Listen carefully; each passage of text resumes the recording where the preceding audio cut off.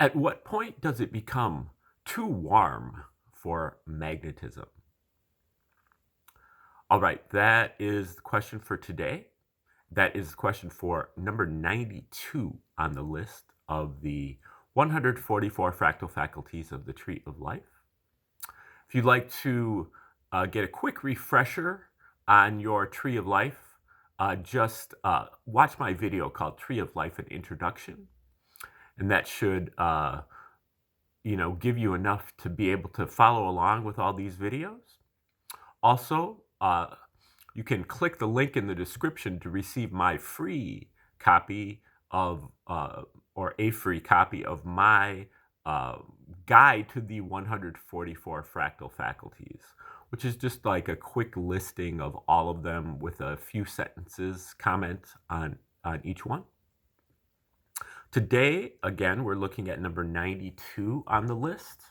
And as we look at the Tree of Life, you can think of the Tree of Life as a map of our consciousness. And, each one of these circles or spheres, 12 in total, which include the abyss and the zero above the tree, all 12 of them are aspects of our consciousness, or faculties of our consciousness, abilities of our consciousness, potentialities of our consciousness. And today, for number 92, we're smack dab in the middle of the abyss. And so we're centered here in the abyss. And the abyss is really our faculty of our psychic powers. And our psychic powers more or less boil down to psychic receptivity and psychic heat. Psychic receptivity is our ability to tune into and recognize omens. Omens are really magnetic charges that occur, and when we step into the field of that charge, we recognize the omen, or we are exposed to the omen. The omen is like a synchronicity, a highly improbable occurrence, something that strikes us as being very strange, very anomalous. And at that point, we can either dismiss that as being just a random coincidence, or we can be receptive to it as being something that's important for us to pay attention to. And that is our psychic receptivity, our ability to recognize the omen and its importance. And then our psychic heat is our ability to act upon the omen, which involves us, we recognize the omen, but the omen also gives us a path of action, a course of action to take. And that's a second step that's harder, because it requires a great amount of courage. That's why it's called psychic heat. The heat is needed for the courage to act upon the omen, and that action often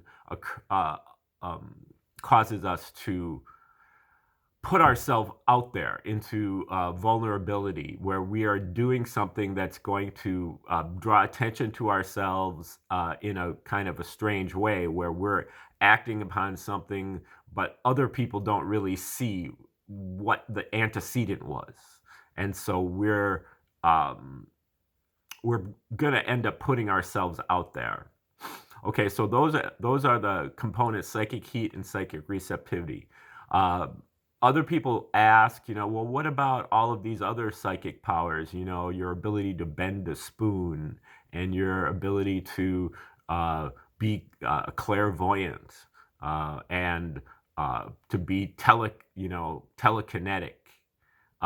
These are also part of the psychic powers, the exotic psychic powers, and they are things that we can tune into and use as well, but they're not on the main line of the psychic powers. They are kind of the psychic powers themselves do not rely upon our spiritual progress. The exotic psychic powers really do rely upon. They are really kind of a marker of our psychic, our spiritual evolution. Okay, so they kind of come a little bit later. Okay, now what the abyss is one of our 12 aspects of consciousness. Now, to get from 12 to the 144 fractal faculties of consciousness, what we're doing is we're really taking the tree of life, taking the tree of life to the second power. So we're really kind of taking the whole tree and shrinking it down to just the size of a sphere and applying it to each sphere. So we take the night sphere and we boil it down to 12 aspects. So we put the whole tree on the night sphere. So we have a mini 10th sphere, and a mini night sphere, and a mini 8th sphere, and a mini 7th sphere, all within the night sphere, and so on with each one. So with the abyss here, we have a mini 10th sphere and a mini night sphere and a mini 8th sphere, all within the abyss. Now, number 92 today, what we're talking about today, corresponds actually to the abyss, the mini abyss fractal within the abyss. So this is really the kind of the, I wouldn't say the essence, but maybe the center of the abyss. And again, the question, at what point does it become too warm for magnetism? And this is called Curie point.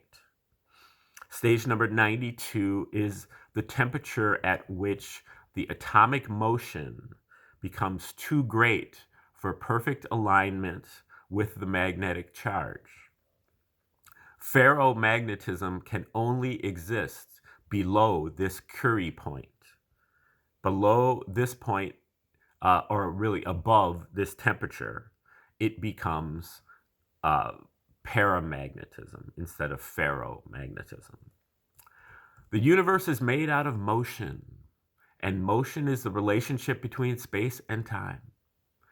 Time and space are reciprocals of each other, and both are quantized, meaning they come in individual units. Within less than 1 unit of space, we have only time. And within less than 1 unit of time, we have only space. The Curie point, named after Pierre Curie, husband of Marie Curie, is the temperature at the unit space boundary, known as the time region, which is analogous to the melting or the freezing point. So this is the temperature at the unit space boundary. So below this temperature, we are inside of 1 unit of space, meaning that we're only in time, called the time region. The rules reverse across this unit space boundary. On the low temperature side of this boundary, magnetism in an atom is amplified greatly. Magnetism thrives in the cold, as there are not so many disruptive forces to misalign the magnetic forces. This is similar to superconductivity. The Curie point serves as the door to or from ferromagnetism, which is dependent upon temperature. Across the Curie temperature, it becomes too warm, and ferromagnetism cannot maintain, and it reverts to paramagnetism. In the other direction, paramagnetism can be induced to permanent ferromagnetism if it can align perfectly with the field of the ferromagnet. The cold side of the Curie point is also the entrance to mind-altering states or divine states. Our psychic powers are ferromagnetism is the source of full-blown psi, PSI, the full manifestation of our psychic powers. Clairvoyance, clairaudience, teleportation, psychokinesis, and many more powerful abilities which are useful as long as we do not become distracted by them. These exotic psychic powers are not the end goal, or even a sure sign of progress on the spiritual path, more like a byproduct of that progress. But given that we're already unintentionally using psychic powers every day, we might as well know how to use them wisely. This advanced psionic ability requires cooling off to eliminate the disruptions and being still. Don't be afraid of it. It starts out subtly with precognition and being able to hear someone else's intentions. But ultimately, the psychic powers are just parlor tricks until given some discipline and control. So we need to work on them or they are ripe for abuse. Okay, that is number 92, the Curie point, the abyss, fractal within the abyss. And we will have more to say about that, and I would be interested in hearing your comments. I struggle with the abyss, and so obviously I struggle even more with the abyss, fractal of the abyss. So trying to work it out myself as well. But anyway, thanks for sticking around to the end of the video. Again, click the link in the description if you'd like my free guide to the 144 fractal faculties of the Tree of Life. If you have some money and you want to donate to the project, just look for my Venmo or Cash App in the description, and you can send that off to me. I would be most appreciative. And stay tuned for future videos in this series. Number 93 will be rolling off the press here pretty soon. And other videos coming up as well. Other subjects coming up as well. I've been doing a lot of research and trying to put together kind of my notes for some other units, including the reciprocal system, which I didn't mention. That is where, this universe is made out of motion. And motion is the relationship between time and space. Time and space are reciprocals of each other and are both quantized. That is all of the Dewey B. Larson reciprocal system of theory, kind of modernized by Bruce Perret and or updated. And we will be doing a unit on a long unit on that study coming up soon when we get through these 144 fractal faculties. Okay, well, have a beautiful day.